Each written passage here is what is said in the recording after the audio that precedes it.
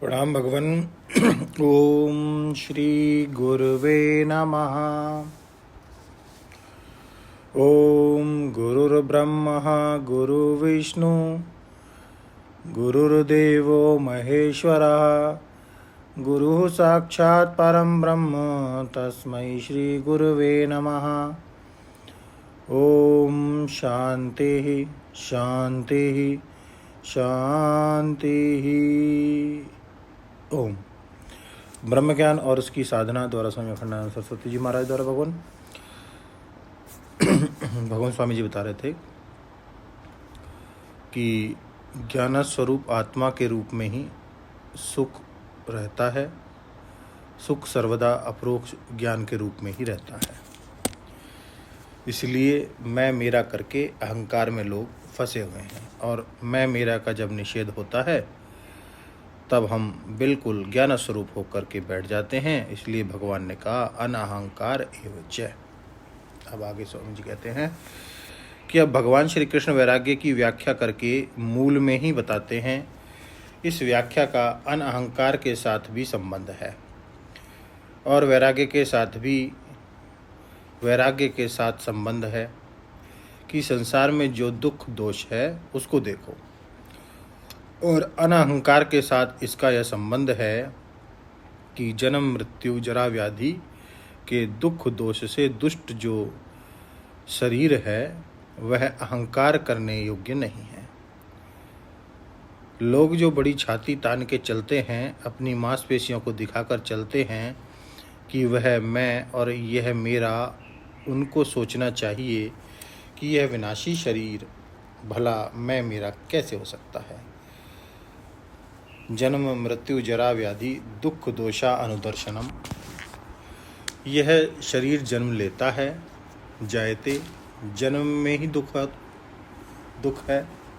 क्या कि बड़ी गंदी जगह में और बड़ी गंदी चीज से इसका जन्म होता है। धर्मात्मा लोग जिस अंग के स्पर्श के बाद हाथ धोना और स्नान करना पसंद करते हैं, उस अंग से और एक गंदी चीज से, रजवीर से और गंदे अंग से, गर्भाशय से इसका जन्म होता है। इसका उपादान ही गंदा है। जिस मसाले से यह शरीर उत्पन्न होता है, उस मसाले में प्रविष्ट होना ही दुख है। इसलिए धर्मात्मा लोग चाहते हैं कि फिर कभी ऐसे मसाले में प्रविष्ट ना होना पड़े तो अच्छा है, फिर से जन्म ना हो तो अच्छा है। गर्भ में रहकर चेतना का उदय हो जाने पर वहाँ के जो सुख दुख हैं, वहाँ से निकलने में जो योनि यंत्र प्रपीड़न है वह दुख है। मरने में शरीर के सारे बंधन टूटने लगते हैं, और शरीर के बंधन नहीं भी टूटें तो मन के बंधन तो ऐसे टूटने लगते हैं कि महाराज हाय हाय हमारा घर ही रह जाएगा। छटपटाते हैं कि अब क्या करें। हमने अपना विल यानी कि बसियत 2 बरस पहले ही क्यों नहीं बनवा दिया, क्योंकि मरने के साथ तुरंत बनवाया हुआ बिल काम नहीं देता है। एक साधु थे हरिद्वार में। श्री उड़िया बाबा जी महाराज ने तो एक बार स्पष्टम कहा था कि हरिद्वार की तरफ विरक्तों को नहीं जाना चाहिए। क्योंकि वहाँ जब हर एक साधु का महल दिखता है, कुटिया दिखती है, तो देखने वाले के मन में आता है कि जब इतने बड़े बड़े पढ़े लिखे विरक्त शिरोमणि अवधूत लोग भी झोंपड़ी के नाम पर महल बनाते हैं, तो हमारा भी एक बन जाए तो इसमें क्या हर्ज है। अतः देश में जाना ही नहीं। वहाँ नदी बहुत अच्छी है, जंगल बहुत अच्छा है, बर्फ़ के पहाड़ बहुत अच्छे हैं, और उधर विरक्त महात्मा लोग भी रहते हैं। कोई उनकी निंदा में तात्पर्य नहीं है। तात्पर्य यह है कि वहाँ जिसका नाम अवधूत है उसका महल सबसे बड़ा होता है।